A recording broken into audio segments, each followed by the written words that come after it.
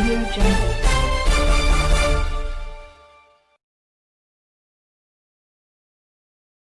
बिहार में 2 चरण का चुनाव हो चुका है और तीसरा चरण का बाकी है, तो इसमें क्या रुझान आपको लग रहा है सर अभी? देखिए सर, बिहार में अभी तक 2 चरण का जो चुनाव हुआ इसमें हम लोग बहुत आश्वस्त हैं और अंतिम चरण जो तीसरा चरण है वो 78 विधानसभा चुनाव में होना है और जिसमें हम पिछली बार जाए तो इसमें से 30 को था हमारे जो सीट था और अभी फिलहाल उसमें जदयू जो हमारा है 37 सीटों पर लड़ रहा है और बाकी हमारे सहयोगी दल हैं।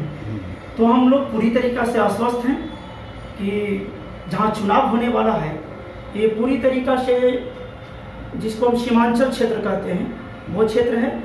और आपको याद होगा जो भीषण बाढ़ आई थी इस बार और उम्मीद से बहुत ज़्यादा बाढ़ थी, जिसमें माननीय मुख्यमंत्री श्री नीतीश कुमार जी और एनडीए सरकार बहुत चढ़ बढ़ के हिस्सा लिया और काम किया है।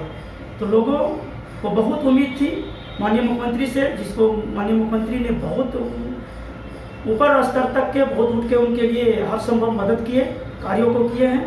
इसलिए हम लोग बहुत आश्वस्त हैं कि जो हमारा जो चुनाव है अंतिम चरण उसमें हम बहुत अच्छा करेंगे। इस बार का मेन मुद्दा जो है रोजगार का बन चुका है, तो रोजगार को लेकर के आपकी पार्टी क्या करे? अब रोजगार की बात करें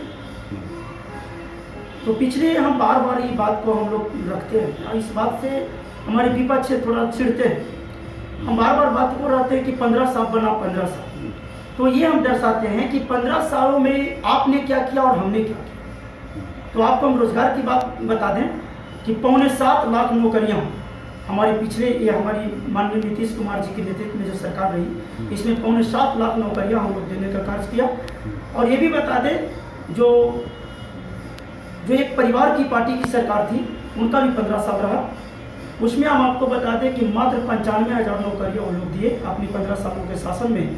और हमने अभी बताया कि हमारी जो सरकार चली 15 साल जिसमें 7.25 लाख लगभग नौकरियाँ देने को कार्य किया। और माननीय मुख्यमंत्री जी का जो विजन है 7 निश्चय पार्ट 2, इसके अंतर्गत माननीय मुख्यमंत्री ने पहले से रोडमैप तैयार किया हुआ है कि जो स्किल इंडिया के तहत और जो बिहार में जो स्किल मेगा स्किल जो बनेगा इसके अंतर्गत नौकरियों देने की क्या बात करें, वैसे बिहारियों को दक्ष बना दिया जाएगा कि वो खुद सबको नौकरी देंगे। तो माननीय मुख्यमंत्री का बहुत बड़ा विजन है और सभी लोग स्वरोजगार होंगे और सब लोग अपना अपना नौकरी करेंगे। विपक्ष का एक और बात कहा जा रहा है कि शिक्षा को लेकर के बिहार में स्तर बहुत ज़्यादा नीचे गिर चुका है, तो इस पर आपकी? देखिए सर, विपक्ष कोई भी मुद्दा की बात जब करते हैं तो उनकी अपनी शासनकाल देख लें और हम तो वहीं से शुरुआत करेंगे, क्योंकि 2 चीज़ कहेंगे कि हमारे सामने विपक्ष वही है जो 15 साल शासन किया और मुद्दा अगर वो दिखाते हैं और बात अगर करते हैं तो हम निसंदेह उनकी शासनकाल में अपनी शासनकाल की बात करते हैं। जहाँ तक शिक्षा की बात है तो आप सब जानते हैं कि बिहार में वो स्थिति थी जहाँ 3री 4थी के बाद लड़कियाँ स्कूल नहीं जाती थी।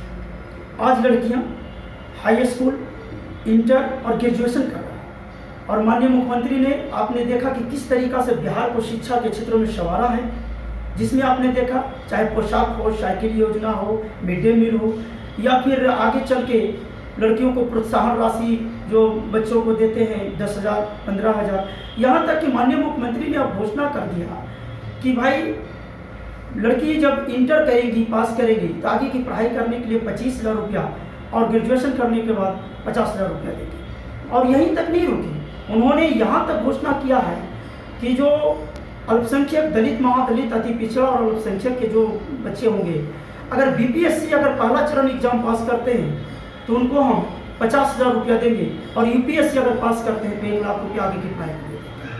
तो शिक्षा तो देख रहे हैं आप लोग, हर क्षेत्रों में विकास है सर। शिक्षा बहुत ही अच्छी स्थिति में आज है माननीय मुख्यमंत्री जी के नेतृत्व में। और फिर बिहार में महंगाई को लेकर के भी बहुत ज़्यादा जो है आवाज़ उठाया जा रहा है, विपक्ष द्वारा सवाल भी किया जा रहा है, तो इस पर आप क्या कहेंगे?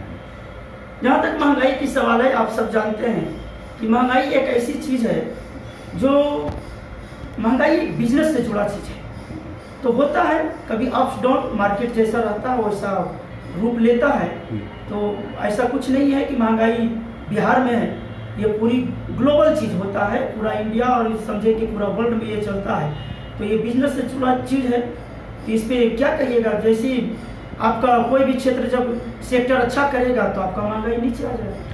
विपक्ष की रैलियों में खास तौर से तेजस्वी यादव का बात की जाए तो रैलियों में बहुत ज़्यादा भीड़ देखा जा रहा है और इसको लेकर के वो कह रहे हैं कि इस बार विजय हासिल हम करें।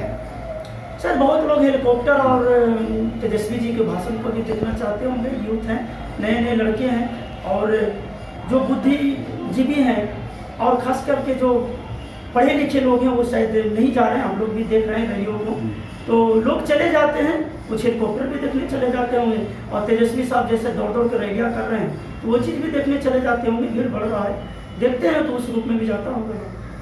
तीसरी चरण के रुझान को लेकर के आप क्या कहें? अभी तीसरी चरण में हमने बोला कि हमारा सीमांचल क्षेत्र है और बाढ़ प्रभावित क्षेत्र है, उसमें दो चीज़ें आप देखेंगे। एक तो अल्पसंख्यक का भी बहुत क्षेत्र है जिसपे हमारे माननीय मुख्यमंत्री जी ने जितना अल्पसंख्यकों के लिए किया शायद पिछली सरकार अपनी शासनकाल में नहीं कर पाया। ये सभी अल्पसंख्यकों भाइयों को अल्पसंख्यक का बात कर रहे हैं आप, लेकिन महागठबंधन का कहना है कि एम वाई समीकरण जो है जो राजद का बना हुआ है वो हमारे साथ है, तो इस पे आप अल्पसंख्यक भी समझ रहे हैं। अल्पसंख्यक नहीं, दलित, महादलित, अति पिछड़ा, अल्पसंख्यक सब समझते हैं। वो तो बहुत बड़ा हितैषी बनते थे कि हम दलित, महादलित, अल्पसंख्यक का बहुत बड़ा हितैषी हैं, तो वो इनसे अलग हो गए क्योंकि ये जान चुके हैं अल्पसंख्यक आज अल्पसंख्यक के रूप में नहीं है। बहुत पढ़े लिखे विद्वान लड़के हो गए हैं, सभी कोई उनके घर से पढ़ लिख रहे हैं, ऊंचे ऊंचे पदों पे जा रहे हैं और माननीय मुख्यमंत्री जी के विजन को समझ रहे हैं और ये भी देख रहे हैं कि हमको कैसे एक खास परिवार की पार्टी ने दोहन किया है, उनकी वोटों को बर्बाद किया है, उनको आगे बढ़ने नहीं दिया है। तो माननीय मुख्यमंत्री जी के पूरी की पूरी जितना भी अल्पसंख्यक भाई हैं, जितना भी अति पिछड़े हैं, दलित हैं, महादलित है, सब उनके साथ। बाढ़ से बहुत ज़्यादा प्रभावित हुआ है बिहार और कुछ विपक्ष का कहना है कि इसको लेकर के जो है गंभीर नहीं है नीतीश कुमार। देखिए बाढ़ की जहाँ बात करते, ये एक प्राकृतिक आपदा है जिस पे रोक बहुत मुश्किल होता है, लेकिन फिर भी मुख्यमंत्री जी का ऐसा विजन है कि आने वाले दिनों में दिखेगा। मुख्यमंत्री जी ने एक ऐसा टैंक बनाने का भी बना दिए, कोशिश करेंगे और उनका दिमाग में है और उनका विजन है कि वहाँ बनेगा। और जहाँ तक इस बार की बाढ़ की बात है तो एकाएक नेपाल से जो बाढ़ आई थी जिसके कारण 2 बार बिहार में बाढ़ की स्थिति बनी। और आपको हम बता दें कि माननीय मुख्यमंत्री ने सभी के लिए एक व्यवस्था किया, चाहे वहाँ पे 24 आवर निगरानी, बाढ़ क्षेत्रों में निगरानी चलते रहा, उनके तटबंधों की निगरानी हुई, समुचित व्यवस्था हुआ, उनके खाने पीने के लिए व्यवस्था किया गया, उनको वहाँ से जो बाढ़ प्रभावित क्षेत्र से उनको उठाकर बाहर निकाला गया, सबको सुरक्षित स्थानों पर रखा गया और सभी को लेकर के आप भोजन की व्यवस्था कहें या आपको हम ये भी बता दें कि 1,10,000 से ऊपर सभी के खातों में सीधे माननीय मुख्यमंत्री जी के द्वारा एक व्यक्ति को 6,000 रुपया देने का काम किया। आपके सहयोगी एनडीए ने 19 लाख रोजगार की बात की है, तो आपकी पार्टी इसको कैसे देखती है? वही है, बहुत अच्छी बात है। जो एनडीए यानी जो भी बोल रहे हैं वो एक ही चीज है जो माननीय मुख्यमंत्री जी का विजन है मेगा स्किल का, उसी के अंतर्गत वो 19 लाख भी, क्योंकि एनडीए ने भी कहा है, तेजस्वी यादव जैसा नहीं है कि भाई एक पहली कैबिनेट में 10 लाख की नौकरी दे रहे हैं, जो पूरी तरह से कहीं से भी वो मानने लायक नहीं है। कोई नहीं समझेंगे इसको, कोई नहीं मानेंगे, सब जानते हैं कि बेकार की बात है, इससे बात नहीं हो सकती है ना, हवा वाली बात है। लेकिन जो एनडीए ने 19 लाख स्वरोजगार की योजना बातें कहा है, उन्होंने ये नहीं कहा कि हम नौकरी दे रहे हैं, स्वरोजगार की बात की है। स्वरोजगार की मतलब होता है खुद का रोजगार, और एनडीए माननीय मुख्यमंत्री जी के नेतृत्व में इस पे हासिल करेंगे। आपका परिचय सर? मुकेश कुमार ठाकुर, अध्यक्ष गायघाट सेक्टर, पटना महानगर जदयू। धन्यवाद सर।